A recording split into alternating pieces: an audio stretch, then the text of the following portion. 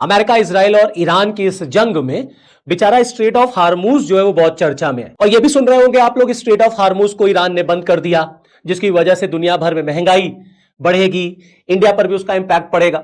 तो आइए चलिए आज ये समझने की कोशिश करते हैं कि स्ट्रेट ऑफ हार्मूज से किस तरीके से इन्फ्लेशन जो है वो एसोसिएटेड है, कनेक्टेड है। पर ये देखिए, ये स्ट्रेट ऑफ हार्मूज है आपका, पर्शियन गल्फ और गल्फ ऑफ ओमान को ये कनेक्ट करता है। एक ट्रेडिंग रूट है ये, दुनिया भर को मिडिल ईस्ट से जो ऑयल की सप्लाई होती है वो ज्यादातर इसी रूट से होती है। अब क्योंकि इस लड़ाई की वजह से ईरान ने स्ट्रेट ऑफ हार्मूज पर कब्जा कर लिया है, उसको बंद कर दिया है, जिससे दुनिया भर में एक प्रेशर क्रिएट हो सके और दुनिया भर के लोग, दुनिया भर के देश अमेरिका और इजराइल पे दबाव बनाए। जैसा मैंने आपको बताया कि जो कोई शिप है, जो कोई ऑयल शिप है, कार्गो है, वो इसी स्ट्रेट ऑफ हार्मूज से ट्रेवल करके इस तरीके से निकलता है।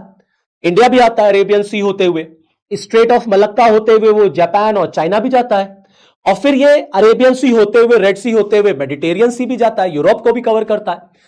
तो क्योंकि अब अगर इसको चोक कर दिया गया है, इसको बंद कर दिया गया, अब शिप अगर इस रूट पे अलाउ नहीं होंगे, क्रॉस नहीं कर पाएंगे, तो अलग अलग देशों में जो एलपीजी है, जो गैस है, जो ऑयल है, वो पहुंचेगा नहीं।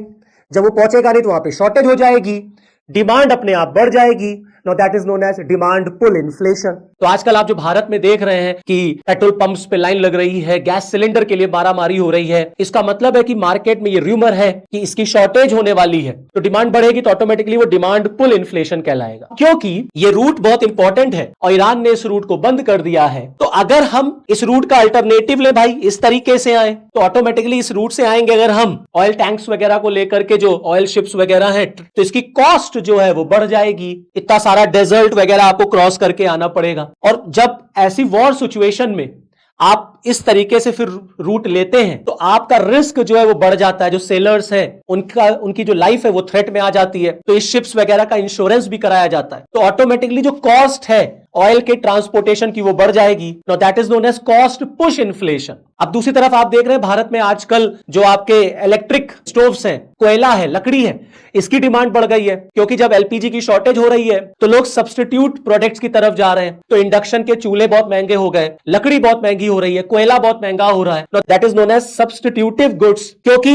इन्फ्लेशन रेट हाई होगा, cost push inflation, demand pull inflation से इन्फ्लेशन बढ़ेगा, तो जब इन्फ्लेशन बढ़ेगा तो आपकी सेविंग्स कम हो जाएंगी। तो ऑटोमेटिकली जो एम्प्लॉइज हैं वो अपने एम्प्लॉयर से कहेंगे, अपने मालिकों से, कि हमारा वेतन बढ़ाइए, तो आपके वेजेस बढ़ने की डिमांड हो जाएगी। तो कुल मिलाकर के स्ट्रेट ऑफ हार्मूज के लॉक हो जाने से, उसके शट हो जाने से इकोनॉमी के कई कॉन्सेप्ट्स पर उसका इंपैक्ट देखने को मिलेगा। और इस तरीके से ये कॉन्सेप्ट स्ट्रेट ऑफ हार्मूज से एसोसिएटेड